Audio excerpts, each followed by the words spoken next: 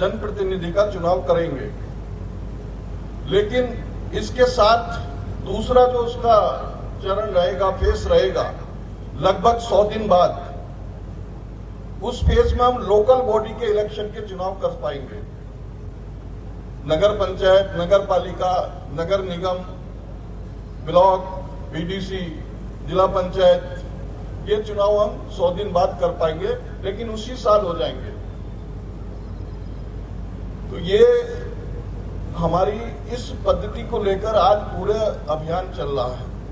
आज इसके विषय में जनमत तैयार करने के लिए संगोष्ठी हो रही है, सेमिनार्स हो रहे हैं, विभिन्न प्रकार की इलेक्टेड बॉडीज में प्रस्ताव पारित कराए जा रहे हैं, और उसी के कड़ी में हम सबका समर्थन पाने के लिए हम सब उसके विषय में अच्छी तरह कन्विंस हो।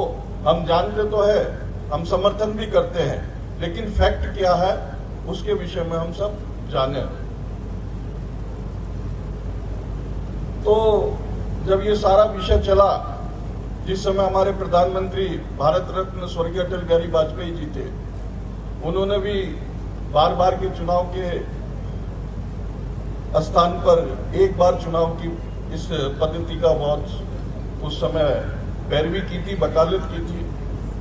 2014 में जब प्रधानमंत्री श्री नरेंद्र मोदी जी ने शपथ ली तो उन्होंने भी इसके विषय में इसकी बात कही, और अन्य कई राजनीतिक दलों में भी, लेकिन हमारी भारतीय जनता पार्टी के घोषणा पत्रों में भी इसको सम्मिलित किया गया कि एक राष्ट्र एक चुनाव, ये प्रणाली हमारे देश में लागू होनी चाहिए। बाद में इस विषय को इस बार हमारे प्रधानमंत्री नरेंद्र मोदी जी के प्रयास से एक राष्ट्र एक चुनाव के संबंध में संविधान संशोधन बिल, जो कि 129वां संशोधन बिल है, ये लाया गया। इससे पहले इसके विषय में जैसा अभी बताया कि हमारे पूर्व राष्ट्रपति श्री रामनाथ कोविंद जी की अध्यक्षता में एक हाई लेवल कमेटी बनी, और उसने लगभग 8,500 से भी अधिक प्रश्नों की एक रिपोर्ट तैयार की। पूरे साल भर में, लगभग 1 वर्ष बाद, पूरे देश भर के अलग अलग प्रकार के लोगों से बातचीत करने के बाद, और उस रिपोर्ट को उन्होंने केंद्रीय मंत्रिमंडल के सामने रखा।